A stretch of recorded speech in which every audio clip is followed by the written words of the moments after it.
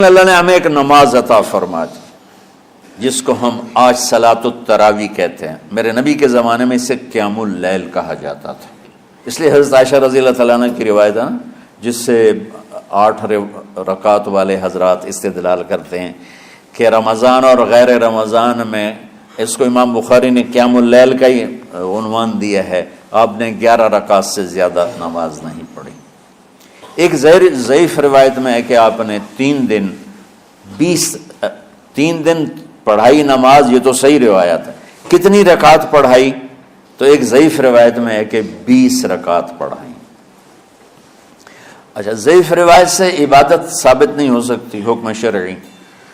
تو جب حضرت عمر رضی اللہ تعالیٰ عنہ نے سب کو، اب میرے نبی کے دور میں 3 دن کے بعد آپ تو آئے نہیں کہ کہیں فرض نہ ہو جائے، تو صحابہ اپنے طور پر قرآن سنتے تھے ٹولیوں میں.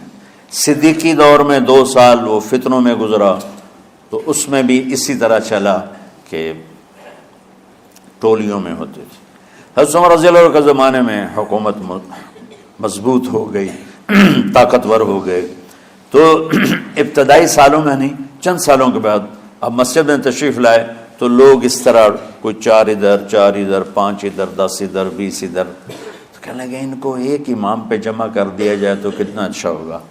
تو آپ نے سب کو اکٹھا کیا اور ابی بن کعب رضی اللہ تعالیٰ عنہ کو امام بنایا اور سب کو ایک نماز پہ جمع کر کے 20 رکعت کا حکم عطا فرمایا. تو حضرت عمر کا یہ عمل اس حدیث کو مضبوط کر دیتا ہے کہ چونکہ میرے نبی نے کہا علیکم بسنتی و سنت الخلفاء الراشدین من بعدی، کہ میری اور میرے خلفاء راشدین کی سنت پر مضبوطی سے عمل کرنا. تو حضرت عمر کا جو 20 رکعت طے کرنا ہے، اگر ان کا اپنا اجتہاد ہے تو بھی ہمارے لیے عمل کے لیے کافی ہے، اور اگر ان کو یہ یاد ہے کہ میرے نبی نے 20 پڑھی تھیں تو اور زیادہ اچھی بات ہے.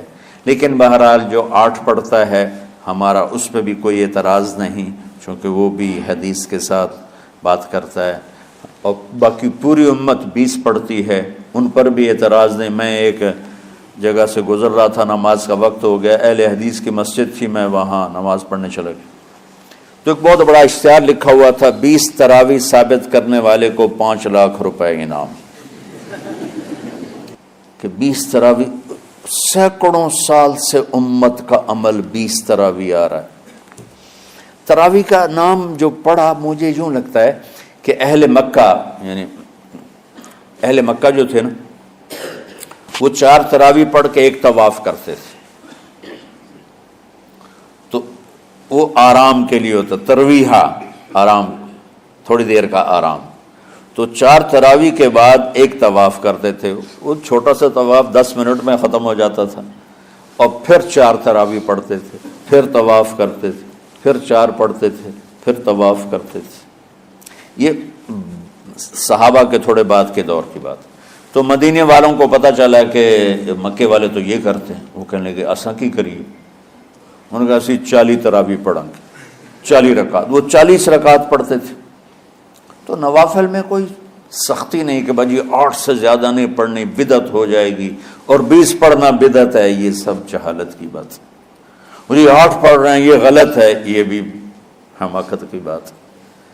جو صحیح حدیث سے دلیل پکڑ کے کوئی عمل کرتا ہو تو بھائیو اس سے بحث نہ کیا کرو، مناظرہ نہ کیا کرو. یہ بہت نادانی والی بات.